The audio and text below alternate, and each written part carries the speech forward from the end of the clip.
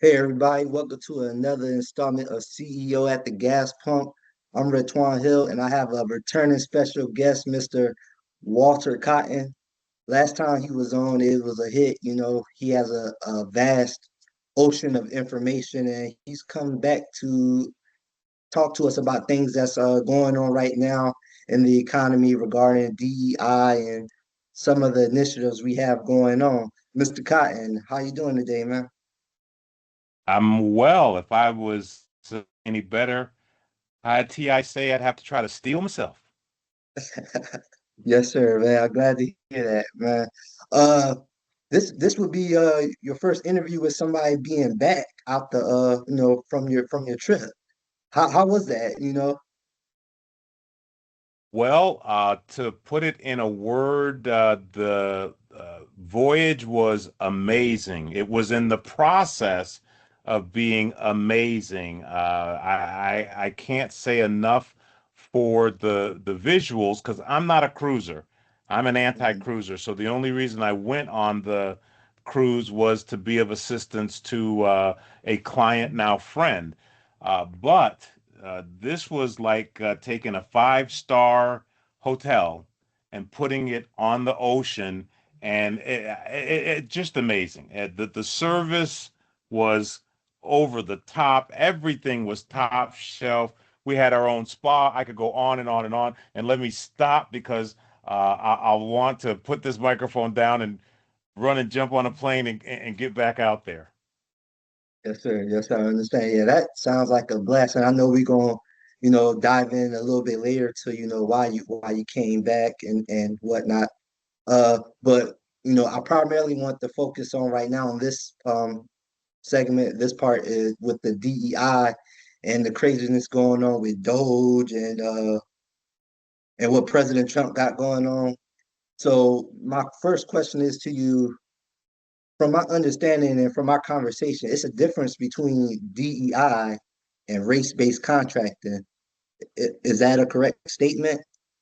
Or Yes, that is absolutely a correct statement. So diversity, equity, and inclusion is kind of a maturing of the affirmative action kind of philosophies and theories that we grew up with, or I grew up with, and those are practices and policies that were trickled down or driven down from the federal government into our corporate environment that was designed to create an on ramp for people of color in situations or environments where they historically may have been underrepresented. So the concept or idea was a meaningful idea. Although a lot of people would argue that the society at large has reached a place of equity that doesn't really accommodate that kind of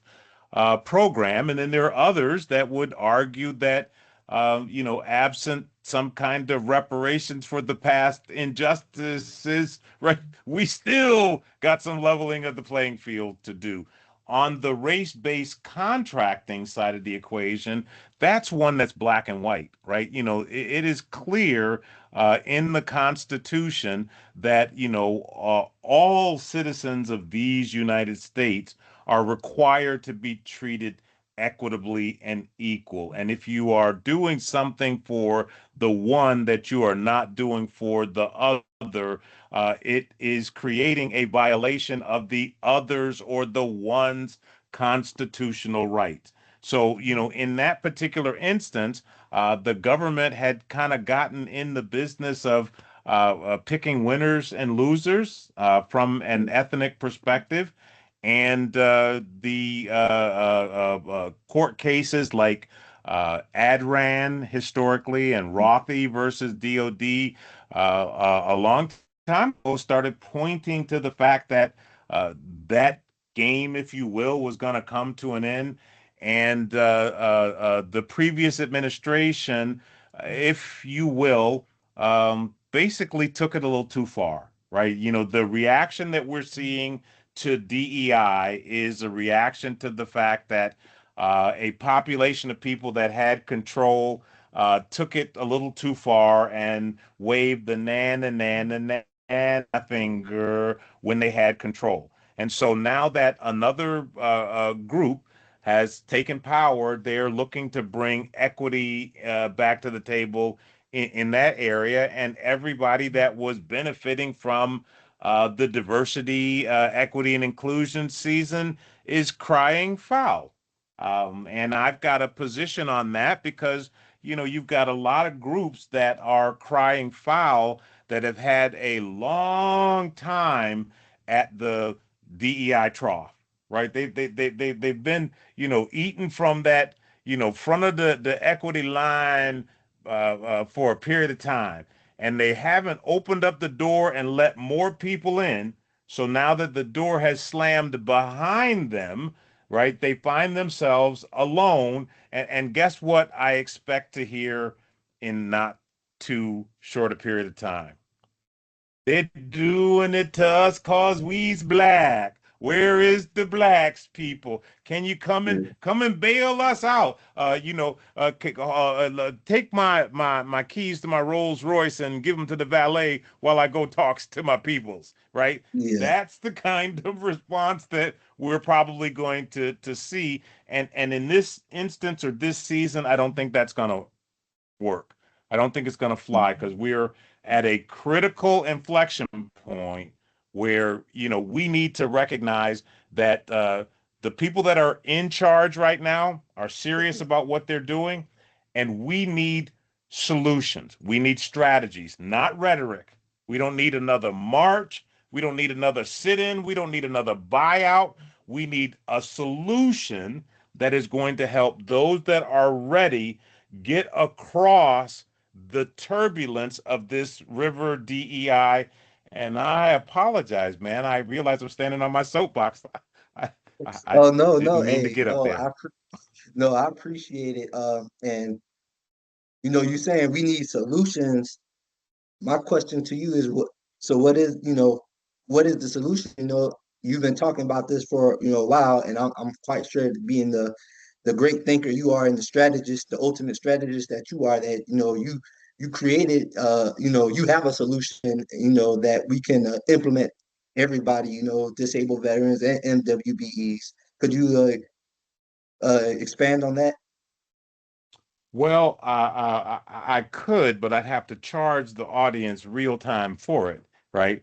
And so what I'm going to be doing is I am going to be delivering that solution to the veterans that are a part of the community of practice that I'm tutoring, the community of practice I'm interfacing with. And if y'all want to find out more about how you become a member of that community of practice, I'll give Ratwan a link that he'll be able to put in the description of this video.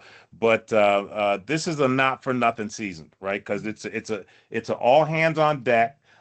Time is of the essence, and we don't have the opportunity or the ability to suffer fools in this season. So the answer to your question is yes, there is a viable solution that we need to be employing in this season to create a bridge over the river DEI for people of color, plain and simple. And that solution includes you, those that are in harm's way, whether you're a MWBE or not, establishing a relationship with a service disabled veteran. That's your solution. If you establish a relationship with a service disabled veteran proactively, before you get the pink slip from your contractor, because I mean, let's just face it, if they didn't have to do business with you, they wouldn't do business with you. Okay. And now that the requirement that they don't have to do business with you is on the table, you're going to see some strange fruit growing on the tree at your contractor, right? The one that used to be with the big old cigar and slap you on the back, he's going to be a little bit more suspect because he doesn't have to. The government doesn't require him to do it anymore. Ergo, you are going to have to come to the table with a substituting value. And my recommendation to you is that you proactively position yourself. And you can easily proactively position yourself for a transition by establishing the appropriate relationship with a service disabled veteran because your customer may no longer have a small disadvantaged business or an MWBE goal, but he or she is still going to have a small business goal. And that small business goal, in many instances, is going to include a service disabled veteran. Now, there's some other magic that I'm not going to share during this conversation. There's some other secret sauce that's a part of the private knowledge that you'll get if you follow that link that Ratwan's going to share with you. But the bottom line is, those of you who enjoyed the season of MWBE prosperity and didn't maximize it, y'all need to get your feces amalgamated today by finding yourself a disabled veteran and figure out how you build a position in their enterprise. And I'm going to put the big talking stick down with that one. Yeah, and you're absolutely correct. With the contracts, what how do you how do you feel about, what Doge is doing and them eliminating the USAID and them talking about eliminating the Department of Education. Then I saw somewhere like they took $180 million of contracts for the Health and Human Services. How do you how do you see that playing a role with prime contractors? Because it doesn't just only affect MWBEs, it also has an effect on prime contractors with their subcontracting goal. So could you tell me how it also affects the prime contractors, the big guys who are at top, maybe thinking, we're not gonna be bothered by this. Can you speak on how that could possibly affect them as well? Well, first of all, I think that we need to have a strong appreciation for the "you are here" point that we find ourselves at, right? And I've talked about this for years, and those that had ears to hear, right, and eyes to see, they saw this coming, right? I'm not here to expense cycles with the "I told you so," but I told you so, right? What we have is one of the biggest wealth transfers, one of the biggest transfers of wealth that we are ever going to see in our lifetime. And so, understanding what's going on right now, we have a reorganization, right? The reorganization of these United States, the corporation that is these United States is what's going on. And so the unprecedented events that we're seeing in the actions that are being taken, like Doge, are things that we haven't seen before, right? Where the executive branch has said, I want an audit, I want an accounting of where the dollars are. Right? What are the sources and uses of the funds that I have ownership and responsibility for? And so the conventional wisdom is that Doge is going in and they're doing something unprecedented. No, they're doing what should be done if you're going to do a real reorganization. Here's where the opportunity exists. Here's the answer to the question that you ask in terms of what the future contracting potential looks like. All Doge is doing is uncovering the pathways that the powers that currently be have used to funnel resources out of the taxpayers' pockets into the pockets of their friends and their cronies. That's what that's what all of the screaming is about, right? It's not that, Elon Musk wasn't elected. It was that Elon Musk is doing something that they never expected to be done. He's bringing transparency to the system. And so everybody and their mother who currently has money coming to them in an offshore account is being affected by this decision. So those pathways and funnels are going to be shut down. They're going to be turned off, but they're not going to go away.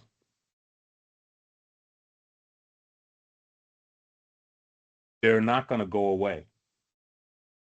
So those people that have the ability to be responsive and responsible and can be proactive, right, and can see where the puck is going, have the ability to skate to the opportunity of tomorrow and slam that stuff into the goal for a score.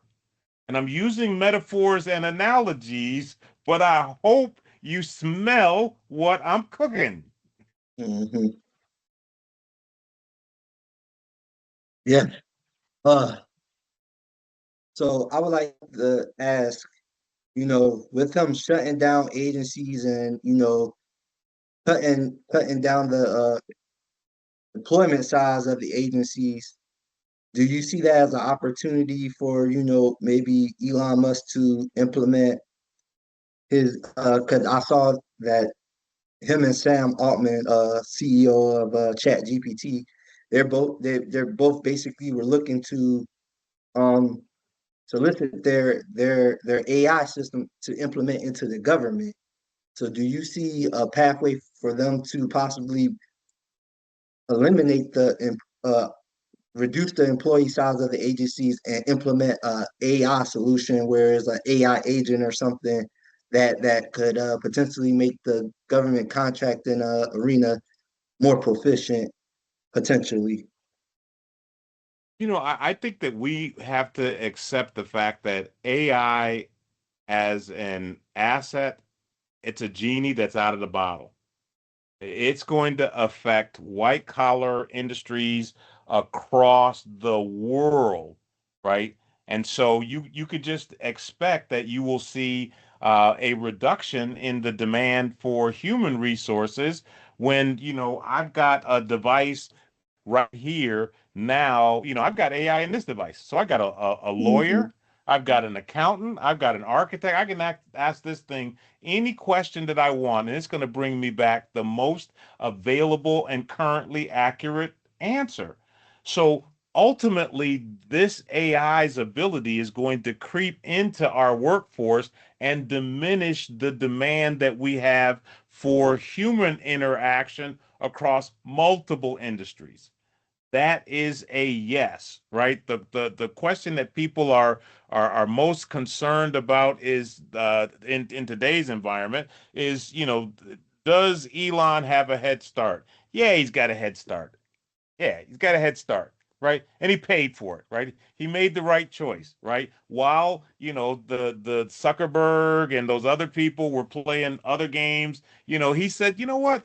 I'm going to use my MGM betting app and I'm going to bet on Trump, right? And he made the right bet. So, let's not hate on the guy's success, right? But let's make sure that we have our fingers on the pulse of what's going on. Let's make sure that we don't allow ourselves to be distracted by, our classical conditioning, and we're not running down to, Target to do another sit-in. In today's cycle and today's environment, we need a better believable dream, right? We need a believable dream where we win, right? Not getting distracted by symbolisms and ideas that don't work. Like everybody is all enamored about the halftime show, and I looked at that and I said, now wait a minute, now that one image, where he was surrounded by the people and they're bent over and he's standing there, that looks a lot like that image where everybody was providing that German Heil Hitler salute, and that one guy, was standing there. It looks like he was representing that. And if that is the case, let's look at the history of what happened to that guy. That guy was persecuted, right? His family was destroyed. He was murdered. So if you want to give me a symbolism, right, that you're going to imprint in the minds of my people, give me a better believable dream. Give me a symbolism of success, not of indentured servitude. Yet I digress.